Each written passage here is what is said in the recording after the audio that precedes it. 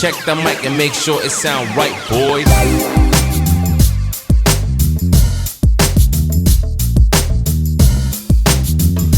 This is interesting. Hello everyone, how are you doing? Pedro here, Pepe Latino in the house. So, we are here to talk about, right here, we are here to talk about Snyder Cut.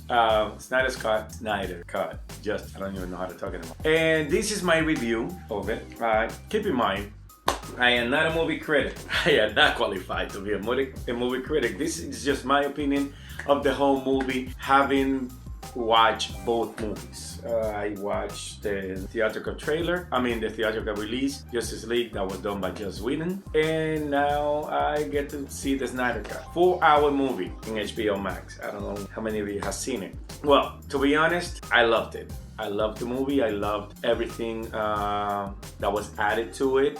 Zack Snyder have a very specific and particular way of doing movie, which is he loves the darker tone, the very religious tone, Catholic tone on his movie, and that's something that's very particular of him. And all his movies are either very gritty or violent, okay, meaningful in terms of religion. But this one was a little different because in this particular movie he had a very personal story behind it. And you know, as much of you know, and for those who don't know, you could do the research. He had a lot of trouble with Warner Brothers, the producing company, that they basically wanted him to do a 2-hour movie. They wanted to cut a lot of corners in his vision of the movie itself. However, besides all those problems, one of his daughters, Autumn, she committed suicide while he was in production of the movie. Therefore, he abandoned the project. He had to leave, and Joss Whedon, the director of Avengers and the Vulture, was brought in. But the studio had a lot of requirements. They wanted the movie to be under 2 hours or 2 hours, and you cannot really introduce that many characters with that little amount of time. There was also a whole other controversy with rape issues, character Cyber, and to this day, the president of Warner Brothers and whatnot. Well, but I'm here to do a review. You guys can definitely go online and recap and learn a little bit about the whole controversy if you're not familiar with it. Well, I gave the movie 8.5 out of 10, and the reason why I do give the movie 8.5 out of 10 is because the movie is long, but it doesn't feel long. It feels you're in the movie. It's 6 acts, but you're in the movie. It moves. It's not stale in a particular way. Therefore, you're able to enjoy the movie. There was a lot of extras. Like the beginning of the movie is completely different from the theatrical release. This one starts. It gives more meaning. He had a lot of time to prep this movie properly and to put his vision on it. He didn't get paid to do this Snyder Cut. He was given money to finish the special effects. So he made sure that he put everything in it. I am not talking about everything. He put, the kitchen sink on it, like they say over here. So in the movie, you have a more fleshed out version of Steppenwolf, completely redesigned, with a little bit of the mission of Steppenwolf was basically trying to get back into good grace of Darkseid. And Darkseid in the theatrical release was not even mentioned, and I understand why, because you couldn't introduce that many characters and Darkseid at the same time. It was gonna feel unfulfilled in a 2-hour movie. Flash was the comic relief of the whole movie, but he had a mission, and I'm wearing his shirt because he had one of the more kick-ass scenes in the movie. Oh, by the way, before I continue and I forget, this is a spoilers review. If you have not watched the movie, watch the movie, then come back to this review. If you don't, that's fine with me. If you don't care about the movie being spoiled, that's fine. This is just spoiler warning, okay? I haven't said anything. I think I just said one particular subject that was not a theatrical release, but it was in the trailers, which was Darkseid. So I'm not really stepping over a lot of stuff. Well, with that being said, Flash is able to going to the Speed Force and reverse time, which is gonna be, it's gonna bring a lot of consequences because of that. Okay, Cyborg. Zack Snyder said that he was the heart of the movie. He's definitely the heart of the movie. He's a person that his story carries the movie forward, because he was given these abilities because he was in a terrible car accident, and his dad promised that he would not let him die since his wife died. You have new characters as Cyborg's mother too. That's in the movie that she wasn't in the movie before. There's been a lot of complaints out there about Zack Snyder using this as a music video, and I could see how and why they would think that. I'm pretty sure these he could have cut some of the music. There's a scene about Aquaman where he's in ice and they're singing this Icelandic hymn to him, because they treat him as a god. He's a superpower being, and he brings them food and whatnot. So that could have been cut. The part about Flash also, when he's rescuing Iris West, who's in the movie now. She wasn't before. It's also Zack Snyder have a very big tendency of using a lot of slow-mo in order to convey emotion. However, I don't think a truck driver going through a town dropping a burger requires a slow motion. But he's in there. A sesame seed bun from the burger, you can see that it's falling in slow motion. It's like, yeah, we could have done that. I believe the movie could have been like 3.5 hours on it. Now, Batman, you understand his motives a whole lot better on this movie. Wonder Woman, she's badass, really, really badass. The violence in this movie is not gratuitous, but it's a little bit raw. There's a lot of hits that he accentuates in order to make a statement of what it is. The movie is beautiful. The aspect ratio of the movie also, it is 4:3 like all TVs, which is basically he decided to have this aspect ratio in case the movie is released in IMAX, which I am hoping it gets released on IMAX, maybe in 2 parts, because this will be in an IMAX theater with a lot of all the speakers and whatnot. I believe this movie will rock, would definitely rock.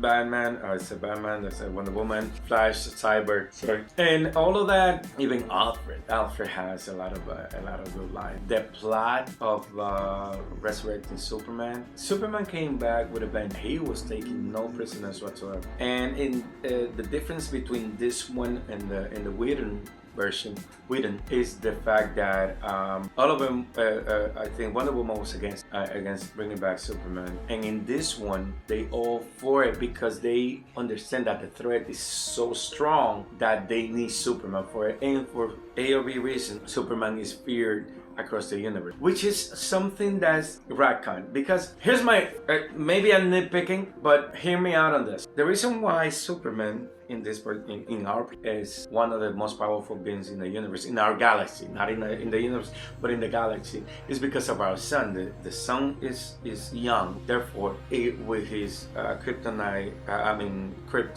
DNA, he became Superman. But that should only work in our galaxy. So him being this strong and being the last son of Krypton, what happens if there's more people from Krypton? Are they just gonna overpower everybody else? Because the reason why Superman is so strong is because of our sun. He is vulnerable to a whole bunch of stuff, but he's feared across the universe. Him and the Lanterns are feared across the universe. But maybe there's another story behind it, because 5,000 years ago, when Darkseid came in the first time, there was no Kryptonian on planet Earth. But they make a scene, Darkseid says no Kryptonians, no Lanterns, there's no defenders on the Earth. But I don't know how Krypton became defenders of the universe. Anyway, that's just a nitpick for me.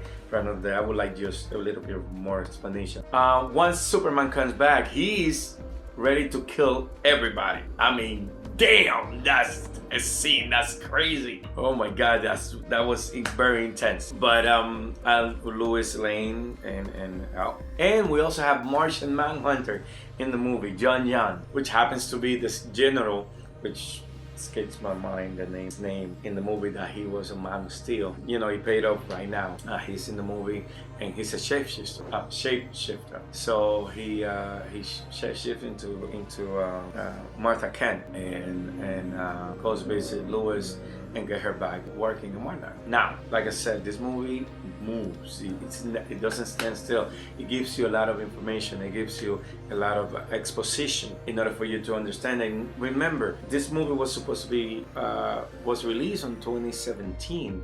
2016, 2017, but you know, all the information that you're getting right now, you would not get in a theatrical release, and that's what I would like people to understand. This movie is 4 hours long. In these 5 years, a lot of things have changed. This movie is rated R for the violence, which would not have been possible without the success of Deadpool and the comic book movie.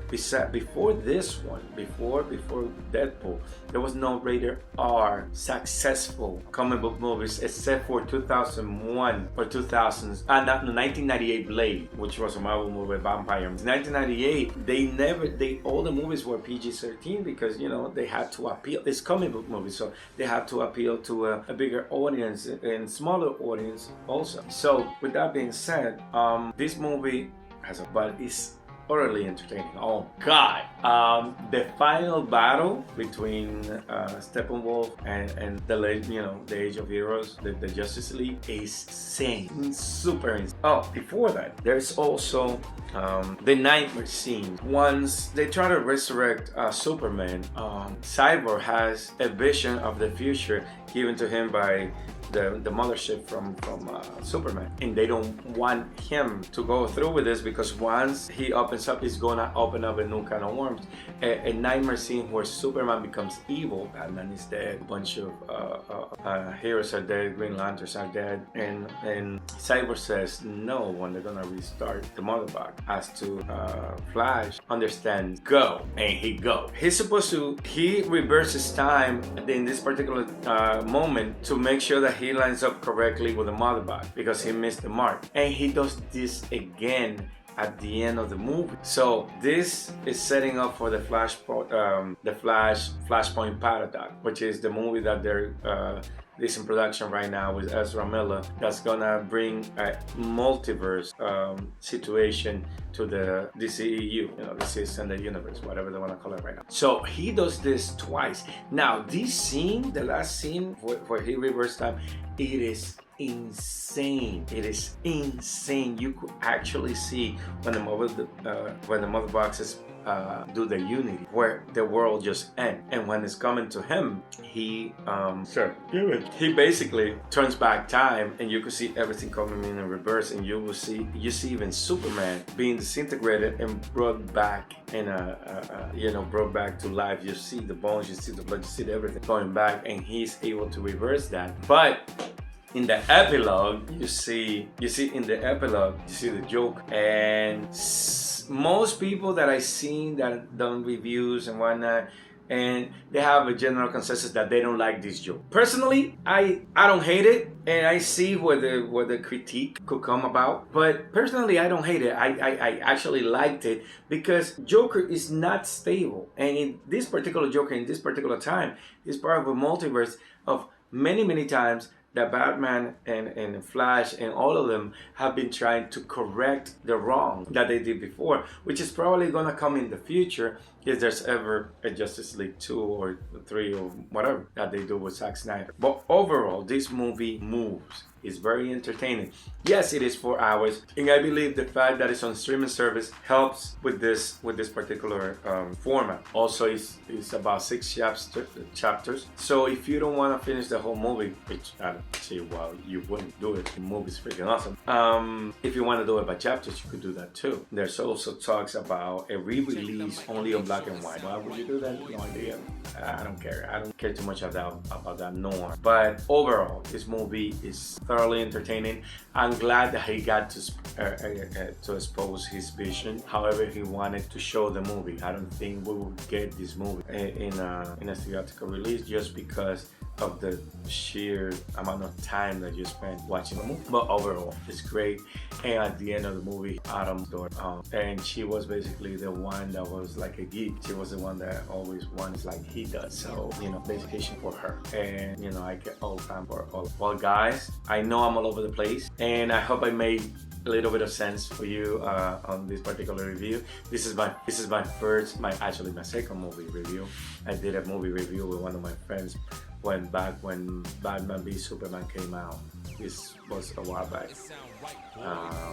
Movie Minders. Look it up on YouTube. He got his movie producer, writer, director. He writes shorts, so you'll be able to enjoy his work. He's a very talented young man, and you know, you should definitely check his channel. I'll put his channel in the description below.